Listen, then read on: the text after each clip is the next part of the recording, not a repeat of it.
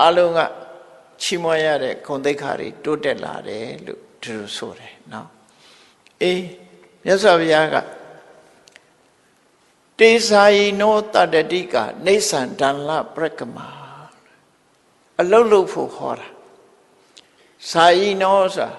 လောကီစီးပွားနဲ့ပတ်သက်လာတဲ့အခါမှာမြတ်စွာဘုရားအမြဲတမ်းဆင်ခြင်သုံးသပ်ရမယ်လောကီစီးပွားနဲ့ပတ်သက်လာတဲ့အခါမှာဟောကြားထားတဲ့ဒေသနာကိုကြည့်လူဘဝရလာလို့ရှိရင်မင်းတို့အမြင်မျက်စိနှမျိုးရှိရမယ်။ဘာလဲလို့ဆိုရင်မျက်စိတစ်ခုကစီးပွားရှာတတ်တဲ့မျက်စိတစ်လုံးကတော့ကိုယ်ချင်းတရားရှုမြင်တတ်တဲ့မျက်စိပေါ့။ Eye for economy နဲ့ Eye for morality ပေါ့။အဲ့ဒီနှစ်ခုပြည့်စုံရမယ်လို့သူဆို။လူဖြစ်လာလို့ရှိရင်စီးပွားရေးမျက်စိလည်းရှိရမယ်ကိုယ်ချင်းတရားပဲ။စီးပွားရေးမျက်စိသာရှိပြီးကိုယ်ချင်းတရားမျက်စိမရှိဘူးဆိုရင်အဲ့ဒီပုဂ္ဂိုလ်ဟာတစ်ဖက်မြင်ပုဂ္ဂိုလ်ဖြစ်ပြီးတော့မမှန်ကန်တဲ့နိလန်းနေနဲ့စီးပွားရှာမကြခင်ကြာဆုံးသွားတယ်မကြာဆုံးရင်တောင်မှပဲသေသည်ချမ်းမဲ့မှာဆင်းရဲဒုက္ခနဲ့ကြုံရမယ်သူကတစ်ဖက်ကဆုံးရှုံးသွားနိုင်တယ်မြတ်စွာဘုရားကနှစ်ဖက်လုံးမဆုံးရှုံးရအောင်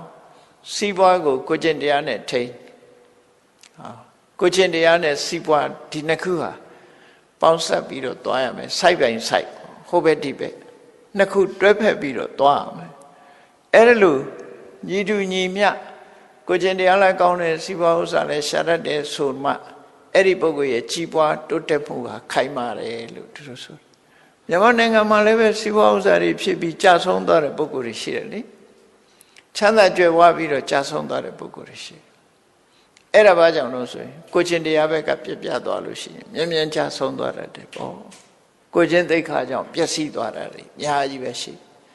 အဲ့ဒါလို့မဖြစ်ရအောင်တတိနဲ့တမ္ပစဉ္ညာနဲ့ကြိုးစားအထောက်အမှာလို့ဒါကြောင့်မို့ဘဝကိုရှုမြင်သုံးသပ်နိုင်တာရှိရတေစာယိနောလောကအကြောင်းနဲ့ပတ်သက်လာလို့ရှိရင်ရှုမြင်သုံးသပ်ရမယ်လူဘဝမှာအလုံးလူတွေဟာဒီကနေ့ခေတ်မှာ medical check up တော့လုပ်ကြတယ်သို့တော့ mental check up လုပ်တာနည်းတယ်ကိုယ်စိတ်ရဲ့အနေအထားတစ်ခု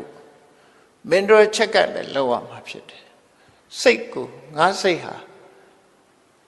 တိမတ်တော်မှန်တဲ့ပြစ်ကင်းတဲ့စိတ်မျိုးလားသို့မဟုတ်လောဘတွေ